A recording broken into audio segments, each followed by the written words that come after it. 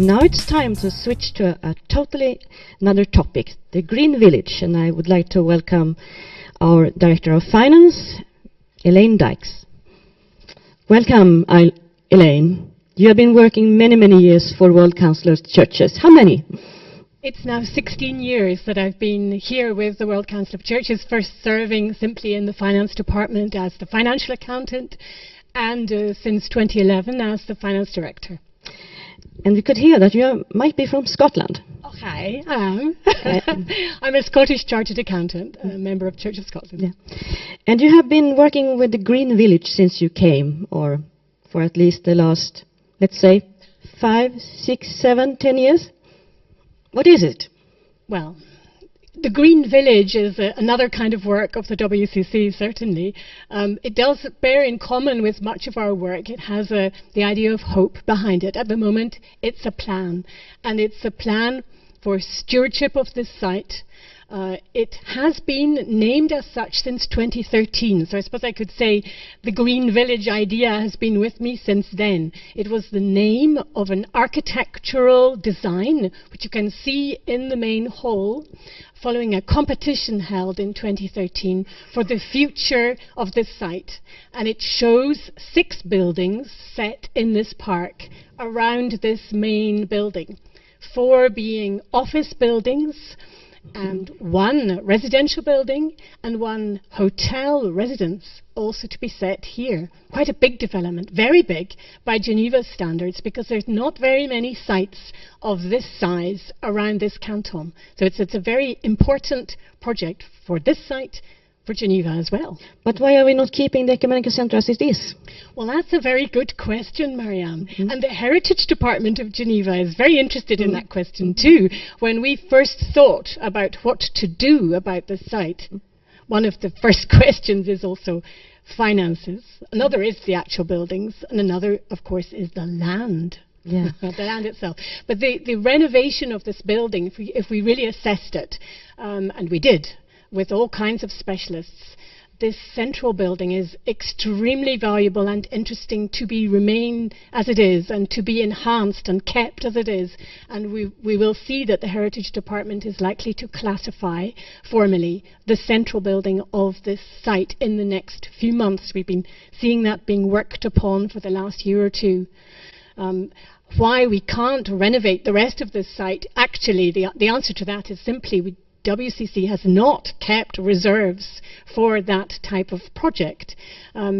Unrestricted contributions to WCC, membership contributions, for example, have been used for projects over the last 10 years rather than being held back for reserves. That might have been the case at an earlier stage that one was able to do that.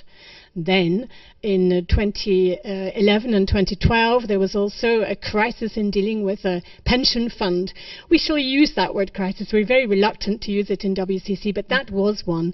And it was addressed, and it was addressed in a good way, provided that we can move on with this project, because it gives us the possibility to sell part of the land, just a small part, because the land is actually going to be very valuable when this project is formally approved. Finally, the site here is built at the level of 0.5 square meters of floor space for every square meter of land, a ratio of 0.05. And what is authorized in the canton of Geneva for construction is 1.7 square meters of floor space for every square meter of land. So there is a way of saying that there is 3 times the value, or more or less, of what we're using the site at present. A final question, the timeline. Do you think we are going to realize our plans, and when? When are we going to be invited to be part of the opening of the new Green Village?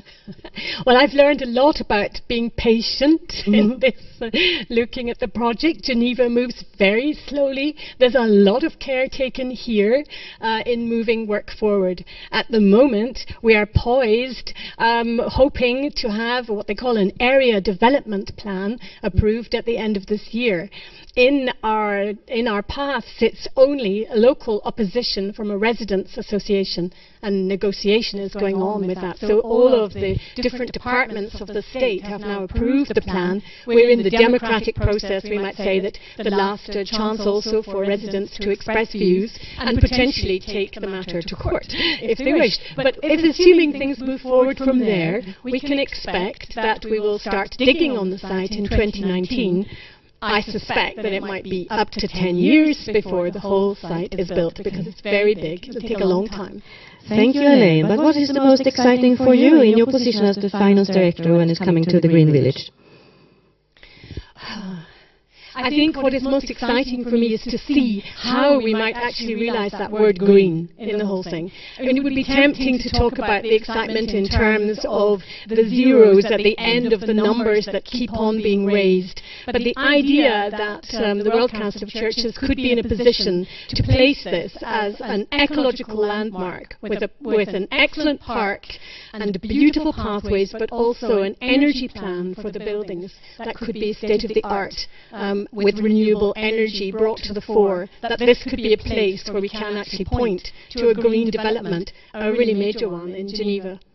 Thank you very much, Elaine Dykes, and good luck with all your preparations. And we're able to see you later on also during the break. An applause.